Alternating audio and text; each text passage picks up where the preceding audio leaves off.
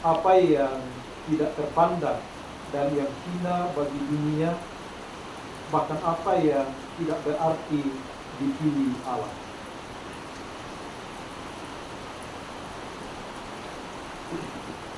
Bapak Ibu pemimpin ibadah rumah tangga yang dikasih dalam Tuhan,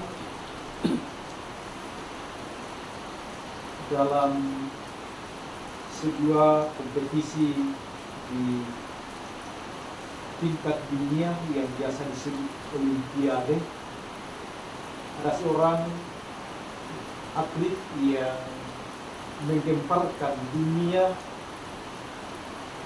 karena atlet ini sebenarnya tidak masuk dalam daftar atlet papan atas. Ia sebenarnya seorang atlet yang tidak dikenal dalam dunia atlet, khususnya yang ia tekuni. Namun yang membuat dunia gempar karena ternyata para atlet papan atas tidak mampu mengimbangi dan menaklukkan keterampilannya dan kemampuannya dalam melakukan olahraga tersebut, sehingga ia pulang dengan trofi yang sangat membanggakan negara yang mereka yang wakili. Memang Allah memilih untuk memanggil dan mengutus orang-orang biasa. Memang sejak zaman para nabi dalam perjanjian lama hingga dalam zaman murid-murid Yesus dalam perjanjian baru, Allah memilih dan memanggil orang-orang biasa, bukan orang-orang terpandang. Itu bisa kita lihat ketika Allah memilih raja di Israel, yaitu Daud. Dia seorang yang sangat tidak terpandang, bahkan tidak masuk dalam daftar anak-anak Isai yang harus dipilih menjadi raja. Bahkan ia berada di padang saat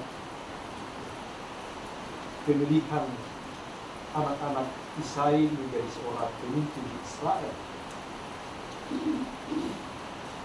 Tetapi bagi Allah bukan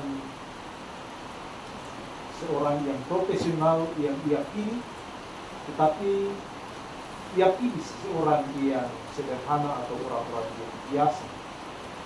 Demikian juga dalam perjanjian baru, para murid Yesus ini umumnya dipilih dari orang-orang rendah, tidak terpilih atau tidak terpandai. Pada umumnya mereka adalah para nelayan yang sehari-harinya hanya menangkap ikan di laut. Atau mereka lah yang dipanggil Yesus menjadi murid-muridnya. Saudara-saudara yang dikasih dalam Tuhan, menurut Rasul Paulus dalam kitab bacaan kita saat ini, Allah memilih bukan berdasarkan pilihan dunia. Seseorang yang sepertinya tidak memiliki keahlian atau tidak berkompeten, terlihat lemah dan tak punya prestasi, seringkali dipakai olehnya atau oleh Tuhan untuk mengerjakan hal-hal yang besar. Itu jelas di ayat kanan baca kita di ayat 28. Agar mereka yang merasa hebat tak mampu lagi menyombongkan diri. Di ayat 29 baca kita saat ini.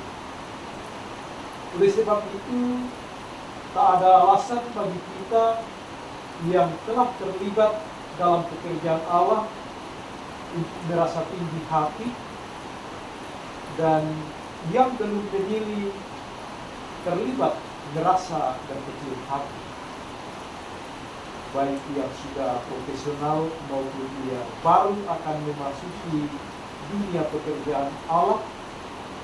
Dua-duanya, yang satu diingatkan melalui firman Tuhan saat ini untuk tidak tinggi hati, dan bagi yang belum mengambil bagian dalam pelayanan tidak merasa berkecil hati.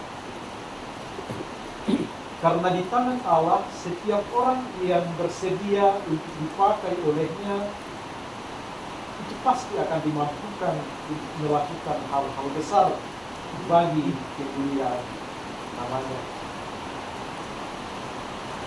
Banyak orang ragu dan enggan untuk melihat dalam pekerjaan Tuhan karena merasa tak punya pengalaman, tak punya pengetahuan, dan tak punya keterampilan,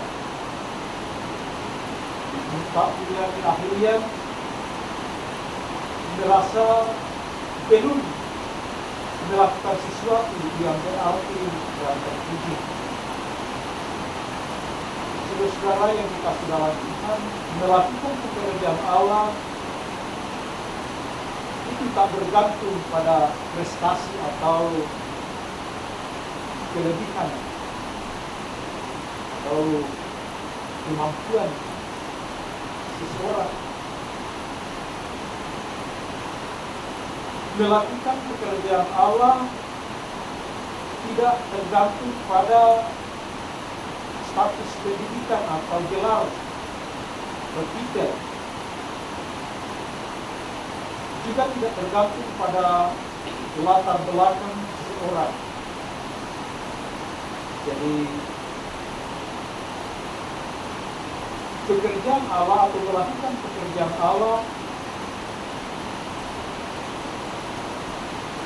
tidak ada istilah tidak masuk daftar atau tidak atau tertinggal dalam hal pekerjaan Tuhan. Jadi siapapun, baik orang berpendidikan, baik orang berpangkat tinggi, baik orang yang berprestasi, maupun kita orang-orang biasa yang tidak punya kemampuan atau kelebihan, kita semua punya potensi untuk menjadi alat Tuhan atau berkarya dalam pekerjaan Tuhan. Lalu apa yang perlu kita siapkan atau apa yang dibutuhkan dalam pekerjaan Tuhan menurut bacaan kita saat ini? Firman Tuhan yang disampaikan saat ini oleh Rasul Paulus, yang paling terpenting dalam pekerjaan Tuhan ialah cukup bersedia dan menyerahkan diri bagi pekerjaan Allah, maka Allah akan memperlengkapi siapapun yang Tuhan berkenan untuk berkarya dalam pekerjaan. Tuhan siap menyempurnakan dan memampukan mereka yang tidak mampu. Tuhan siap memperlengkapi mereka yang kurang. Yang pasti ketika kita dipanggil untuk pekerjaan Tuhan, apapun bentuknya, apakah itu pekerjaan yang berat atau ringan, yang pasti Allah bersedia memperlengkapi dan menolong kita dalam tugas yang Allah percayakan pada kita. Yang pasti Bapak Ibu Saudara-saudara yang dikasihi dalam Tuhan, dalam pekerjaannya Allah tak melihat prestasi, tetapi Ia melihat kesungguhan hati dan penyerahan diri untuk dipakai oleh Tuhan. Amin. Terima kasih.